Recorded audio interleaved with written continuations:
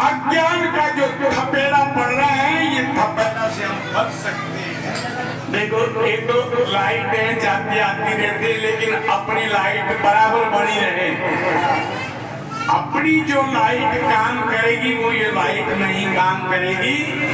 अपनी अंदर की जो लाइट है वो लाइट बिल्कुल तत्पर तैयार है। तो बात है कि जब तक हमारे जो अंदर जो राम बैठा है, उस राम का हमको परिचय नहीं होगा, तब तक हमको कोई, अभी महाराज जी कह रहे थे कि पद्म आसन बैठ करके, सज्जनों ये भी नीचा स्तर की बात है। ये क्यों है कि जैसे हमारे बच्चे अगर पहली दूसरी का एडमिशन होता है, उसके बिना पीए की कीमत नहीं जानता है, इसीलिए वो भी हमको करना पड़ता है। अभी जो बात आ रही थी, उस बात के ऊपर भी हमको बराबर रहना है, लेकिन उसमें संयम रखना है। अब जब तक हम संयम को नहीं जानेंगे, जब तक हम उस बात के ऊपर भी आरूढ़ नहीं हो सकेंगे। संयम खुद को करना है। अब हमको जानना है अंदर के राम को, जिसे घट घट में वो रम रहा है, वो कुकरी के पल्ले के अंदर भी बैठा है। अब हम उच्च कोटि की बात तो कर रहे हैं, लेकिन हम मानवता के अंदर ही करने करते हैं। क्यों होते हैं कि हमारी मानवता हमने समझी नहीं, हमारी मानवता को हमने समझी नहीं। इसी कारण हमारे मानवता के अंदर इसके ऊपर अपन जीवन को बार बार सत्संग की ओर दौड़ रहे हैं। सत्संग के अंदर आप हम बैठे हैं, लेकिन बड़ी जोर की बात तो वह है जो सत्संग हमारे अंदर बैठ जाए। सत्संग के अंदर तो आप हम सब बैठे हैं, लेकिन सबसे बड़ी जोर की बात तो वह है जो सत्संग हमारे अंदर बैठ जाए। अब सत्संग गाने बजाने की तो सत्संग नहीं है। सत्संग मतलब असत्य का त्याग और सत्य को धारण करना ही सत्संग है। अब असत्य कितनी हमारे अंदर भरी है, कूट कूट के भरी है। कोई कहते हैं कि आप हमारे गुरु आश्रम वो है, कोई कहते हैं हमारे वो है, और बात एक है, अलग नहीं है। लेकिन हमारे अंदर वो सत्संग बैठे तब हमको एक बात दर्शे। जब तक सत्संग हमारे अंदर नहीं बैठेगी, जब तक हमको एक दर्श नहीं होगा। एक दर्श क्यों नहीं होगा? कि हमारे अंदर राग द्वेष भरी हुई है। सत्संगी तो है, गुरुमुखी भी है, लेकिन राग और द्वेष भरी हुई है। अब सज्जनों को कैसे, जैसे हमारे सदगुरु विराजमान हैं, ऐसे सदगुरु को कोई मेरे जैसे शिष्य ने जाकर के प्रार्थना की, बोले गुरुजी मैंने एक नुआन बनाया है जिसको कोठी कुआ बोलते हैं ना, बोले उसका मुहूर्त के अंदर आपको पधारना है। तो गुरु महाराज ने उस बात को स्वीकार कर ली। बोले बिल्कुल भाई, हम आएंगे। और इतनी समय में सूचना मिल गई, जो गुरु महाराज के पास आए हुए उस आदमी को आपके कुआं के अंदर तो कुत्ती का पिल्ला कर गया। तो मना करते हैं कि महाराज उसमें तो कुत्ती का पल्ला गिर गया, ये तो मुहूर्ती कैंसिल कर दो। गुरुजी तो बड़ा विचारवान था, सत्संग और विचार को जानने वाला कभी हार नहीं मानते। अभी महाराज जी भी कह रहे थे कि अपना जीवन में कभी हार नहीं मानना, और शर्त ये लगाना है कि मैं खोजूं, किसको खोजूं? किस अल्लाह राम, वो आपके अंदर बैठा, उसी की खोज में रहना चाहिए। मैं कौन हूं, मैं क्यों आया हूं, और मेरे को क्या करना है, और मैं कर क्या रहा हूं, इसकी खोज में चल पड़े ये, तो आपका स्वयं का विचार अपने आप को आ जाए। लेकिन वो राग द्वेष कैसी, तो वहां से सूचना मिली, तो गुरुजी ने बड़ा प्रेम से उनसे किया, बोले बेटा इस मुहूर्त को तो जू करते हुए रख ले, इसको कैंसल मत करे, आप मैं कहूं जैसे कर लेना। तो गुरुजी ने उनको बता दिया, बोले आप जाओ उस कुआं का पानी निकाल दो, आपके पास जो भी साधन है, मोटर है, नाव चरस है, इंजन है, कुछ भी है, उससे आप उस पानी को निकाल दो, और पानी को निकाल करके अपनी जो हिंदू संस्कृति की उसमें गंगा जल का पानी डाल दो, और आप उसी का मुहूर्त उसी समय में, और उसी कुत्ती का पल्ला भी आप जाते ही निकाल दो। अब 2 बार शिष्य को याद रह गई, कुआं का पानी भी निकाल दिया और उसमें गंगा जल का पानी भी डाल दिया, परंतु वो जो कुत्ती का पल्ला दोनों को नहीं निकाला। गुरुजी पहुंचे, वहां जाकर के उसी मूर्त के लिए पानी लेकर आए, तो वो पानी तो बदबू मार रहे हैं, तो बदबू मार रहे, गुरुजी ने क्या, बोले भाई ये पानी बदबू दे रहा है, क्या बात है?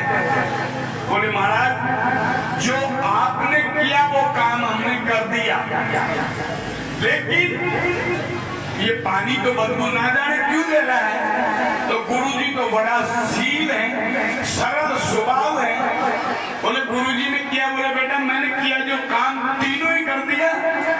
बोले महाराज 2 काम किए हैं, पानी निकाल दिया और उसमें गंगा जल डाल दिया। बोले वो कुत्ती का पल्ला, बोले वो तो नहीं निकाला।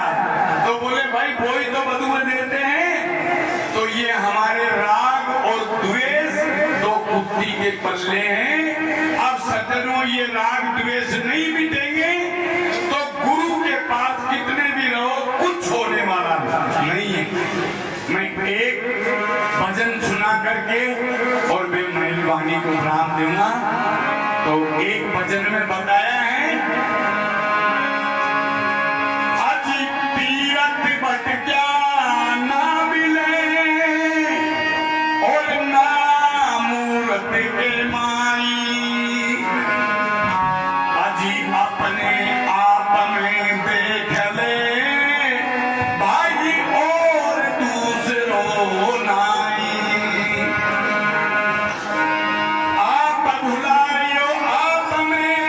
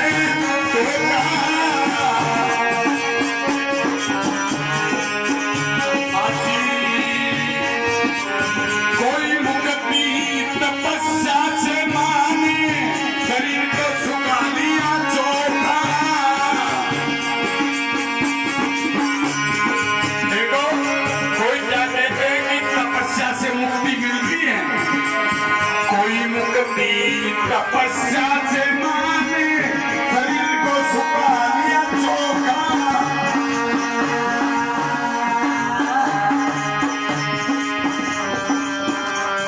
अरे कोई मुक्ति तपस्या से माने शरीर को सुखा लिया चोखा। ज्ञान बिना मुक्ति नहीं होवे। कोई मुक्ति राज्य माने आसन बदन लगावे।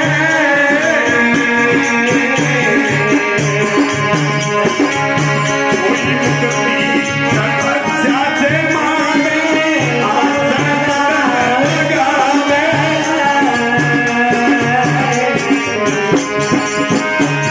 आदि आसन बदन लगा कर बैठे जी। आसन बदन देवी को गुजारे दो प्यास सब जगह आए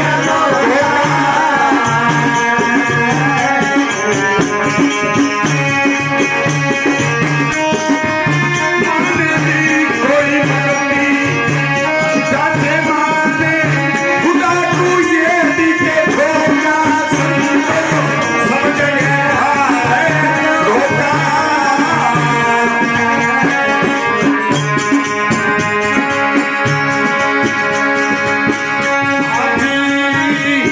ज्ञान बिना मुक्ति भी नहीं होगी। वेद शास्त्र में देखा।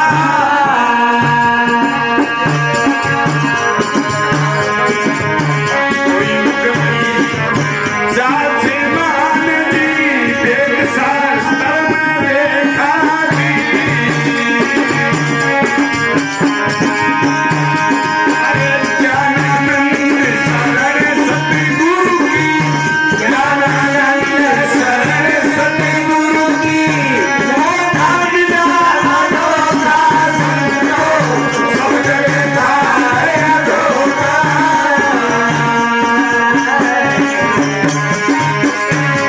अरे मुक्ति का साधन नहीं जाने। मुक्ति का साधन नहीं जाने।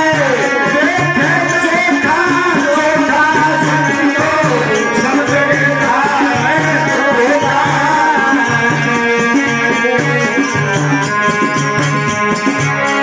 सतगुरु दयाल की जय हो। सच्चे दरबार की जय हो। देखो थोड़ा विचार करने की बात है और विचार ही अपने शाश्वत होते हैं। अब इस पद में किया है संतो सब जग खारे धोखा। एक की नहीं सारो संसार धोखा में जा रहा है। क्यों जा रहा है कि उनका विचार शाश्वत नहीं है। निर्णय नहीं ले पाते हैं कि हमको सदगुरु क्या समझाए हैं। तो इस पद में किया है मुक्ति का साधन नहीं जाने देखे चोखा चोखा। अरे भाई ये सब जग खारे धोखा। कि जो मुक्ति का साधन तो जाने कौन और चोखा चोखा देखे थे। ये गुरुजी बढ़िया थे, वो गुरुजी बढ़िया थे, वो बकरा बढ़िया है। बैठे बैठे घूम रहे हैं क्या करें। आप सुनने की बात है ये तो उबाइने से क्या अपन कोई लेता थोड़ा ही है। आप तो श्रवण करो फिर उसको मनन करो और निध्यासन करो। सुनो उसका मनन करो जब अपने काम आएंगे। तो पहले क्या किया है कि मुक्ति का साधन नहीं जानता है। अब मुक्ति किससे होती है? ज्ञान के बिना मुक्ति नहीं होती है।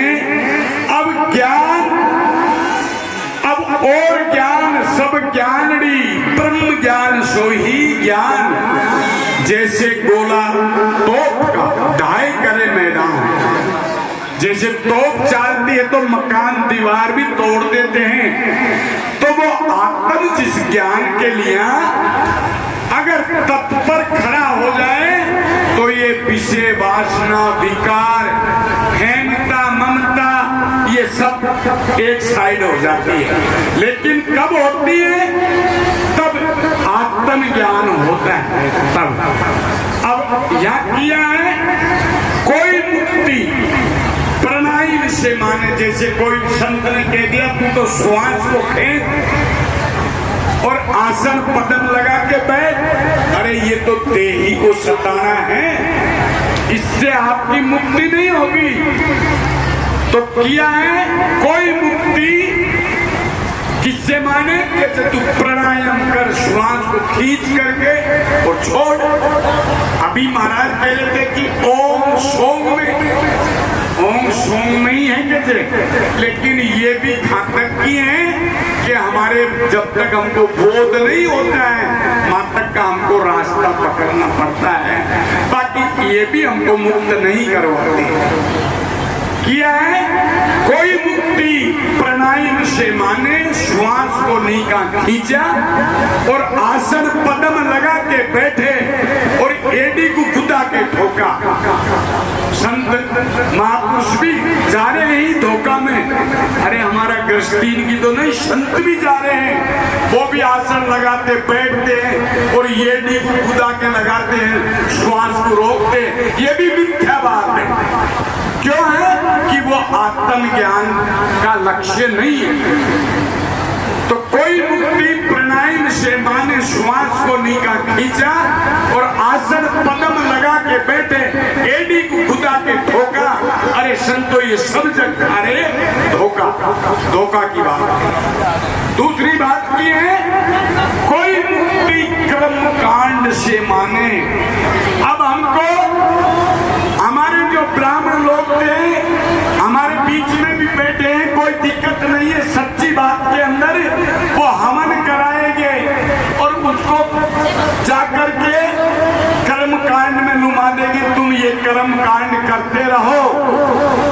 तो क्या किया है कोई मुक्ति कर्म कांड से माने, हवन करावे चोखा, अरे मेवा मिश्री खूब मिलावे और घी अग्नि में झोंका, मेवा मिश्री खूब मला करके और उसको आग में छोड़ देते, क्या उससे मुक्ति होगी? नहीं, ये धोखा की बात है। तीसरा चरण में किया है कोई मुक्ति तपस्या से माने। तपस्या करता है जिसको 84 धूणी शरीर के सिर के ऊपर भी मटकी रख लेता है, उसमें अग्नि जला लेता है, आप हम देखते हैं, और हाथों पे भी रख लेते हैं और चारों तरफ भी आग जला लेते हैं, उसके बीच में बैठ जाते, बोले इससे मेरी मुक्ति। लेकिन वहां क्या किया है कोई मुक्ति तपस्या से माने, शरीर को सुखाया चोखा, शरीर को सुखा करके काट कर देता है। लेकिन किया है महापुरुषों ने कि ज्ञान बिना मुक्ति नहीं होवे, वेद शास्त्र में लिखा कि ज्ञान के बिना तेरी मुक्ति नहीं होगी। अब सज्जनों ज्ञान क्या है? अपने आप को जानना ही ज्ञान है, और कोई ज्ञान नहीं। किताबी ज्ञान कितने भी करो, लेकिन जब तक अपने आप को नहीं जानेंगे, जब तक मुक्त नहीं होंगे। मैं इतना ही कह के मेरी वाणी को विराम देता हूँ, तो समय का थोड़ा विचार। बोले सद्गुरुदेव की, भक्त समाज की, सत्संग भगवान की जय।